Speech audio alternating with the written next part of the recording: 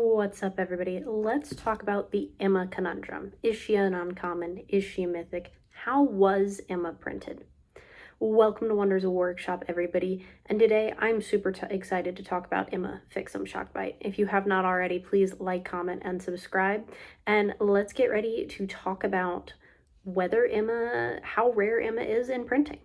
And so I want to go ahead and say that for this video, I was able to get a back and forth messaging interview with one of the Wonders team. They've asked that I not reveal which member of the Wonders team they are, but I was able to get an interview with one of the actual members of the Wonders team about this. And so I'm really excited to talk about that and to talk about Emma because she is near and dear to my heart, because she was part of, one of the characters that I grew to love during my time at Shock'em Comics. And so Shock'em kind of leads us into this question and the explanation behind the Emma conundrum, as I'm calling it. Emma is number 238. This is because of a collab with Shock'em Comics that is confirmed from my source. 238, 2 is helium, 3 is lithium, 8 is oxygen, helium HE, lithium Li, oxygen O, HELIO is helio. Heliosynthized is one of the huge merch things in Shock'em Comics, and it's also 238 is kind of an Easter egg throughout the comic. And this was done, like I said, in a collaboration between the two companies. And I think it's really cool. I think as a Wonders community, we can support Shock'em Comics. I am no longer affiliated with Shock'em Comics, so this is just me saying kind of like what I think we as a community can do, and I think we can choose to support businesses that are, doing what we want to see done with IP from Wonders. So because Emma is number 238, her numbering puts her in the uncommons. And this is where the issue came about of having more Emmas.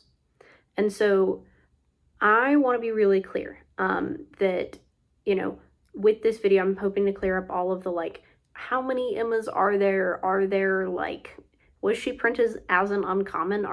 Is she actually uncommon in rarity, or is she a mythic? And so I asked this question, and I got a very long response, broken up into a couple different pieces parts. So I'm going to try and kind of piece these parts together. And so the answer that I got was that she was printed as a mythic on the same sheets. She just didn't have the excess destroyed like others. She's about 30 to 40% more common in playable format. This happened because in paper, the extras were slotted in uncommon, but we know for a fact how many were printed. We are very confident in how many were printed and what the maximum is out there.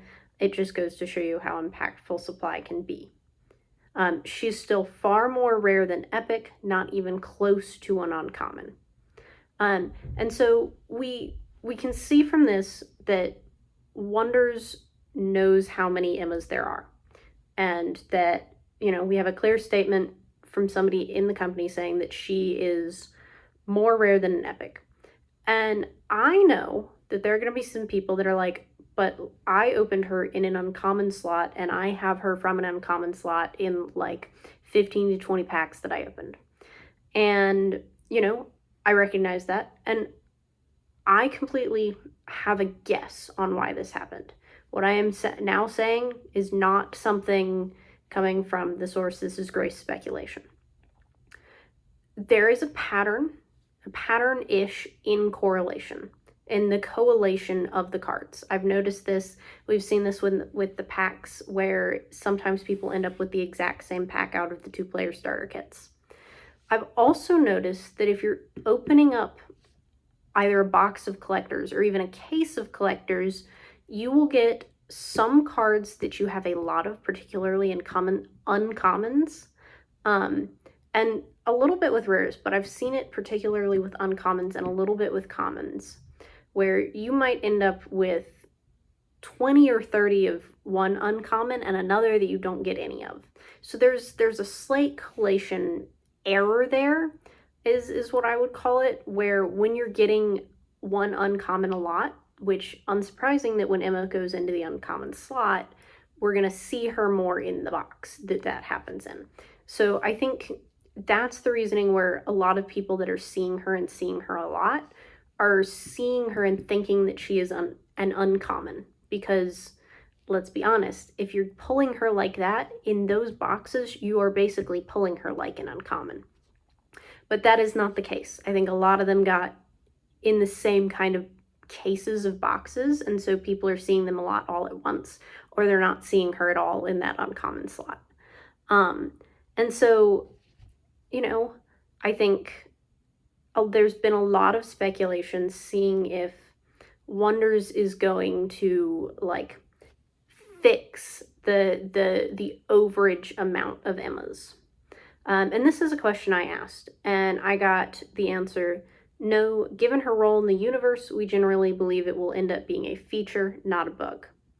So, this again hints at the fact that Emma's going to be important moving forward, and that it will be better for more people to have a copy of Emma than for a bunch of people to not have a copy of Emma. So this idea that she has a unique place in the universe, which we knew, and that it's only going to be good for more of her to be out there. I like that. And I think,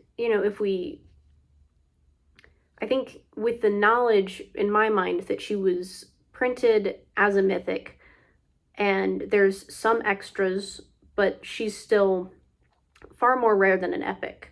I think that helps us really like lock in where she should be in value. And I think, having the flagship card of the game be a little bit more common but still rarer than an epic while being a mythic, I think in some ways it might have actually worked out for the best. Grace opinion here, because it means that she's more accessible to people who want to play, and it makes people feel more involved in the game. Like, when I got my Emma, it was a gift. Huge thank you there. If you know, you know. And like made my day. Being able to have an Emma card feels so special. And I think part of that is because Emma is special to me, but I think it's also just because it's Emma. Because Emma means so much to this game and this community. And so, I like that they're not going to try and like use her as a ticket at events and then burn the extras or something. I think doing nothing about that is the right move in my mind. And I like that Wonders has confirmed that they're not going to do anything. The fourth question I asked was whether or not this person felt that Emma was being valued correctly, keeping in mind, what's been said about the future plans for Emma. And of course, I got the statement, of course, no comment on price, but Emma is always going to be more powerful, was always going to get more powerful with Call of the Stones, and that is still the case. As best I understand, she will be a top-tier mythic from a playability standpoint, especially until her DBS gets adjusted.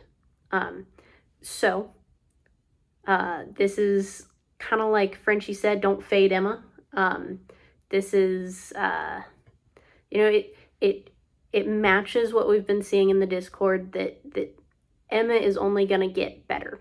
And that, Frenchie saying don't fade Emma, they've said multiple times, like, Emma's gonna be good. And I think that's something that we have to keep in mind, is that Emma is going to be a really important card when we as a community are valuing her, knowing that there's a few more of her than other mythics, versus how playable is she. And I think that's something to keep in mind. I don't know what the answer is. I am not a big seller. I'm not a big buyer. I buy to complete my personal collection.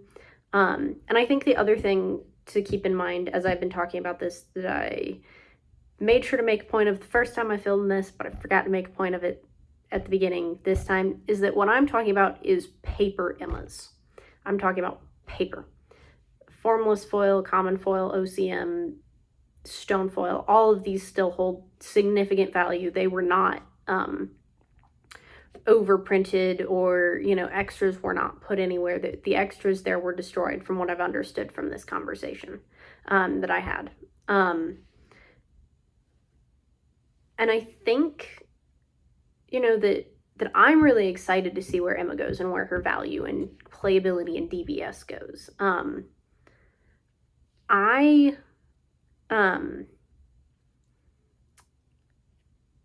I hope that, clarifying this and helping to understand, is she an uncommon? Is she a mythic? Where numbers wise does she fall is going to be helpful, because I honestly, before this interview, I thought she was actually printed and had an amount equal to an uncommon, because that's what the story in Discord is. That's what the story in the community is. But getting a lot of clarity on this was really helpful to me, and I found this makes me feel a lot better about, I bought a second Emma because Emma's in my main deck, and I wanted one for my personal collection and one for my deck. Makes me feel a little bit better about the price that I paid, knowing that she's a little bit more common, but not crazy super common. And I think, it's just going to be interesting to see where things go as we get more information about Call of the Stones and what her value is going to do with Call of the Stones.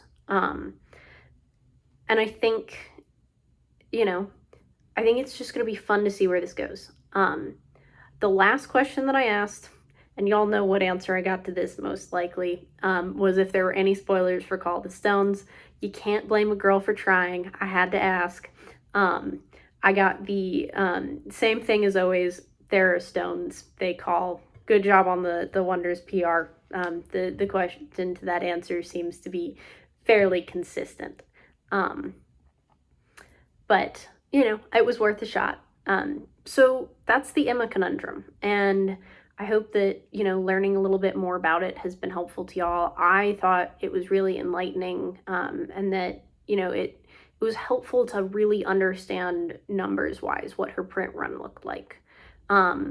So that's kind of what I got for you today. As always, please like, comment, and subscribe, and keep being your wonderful selves.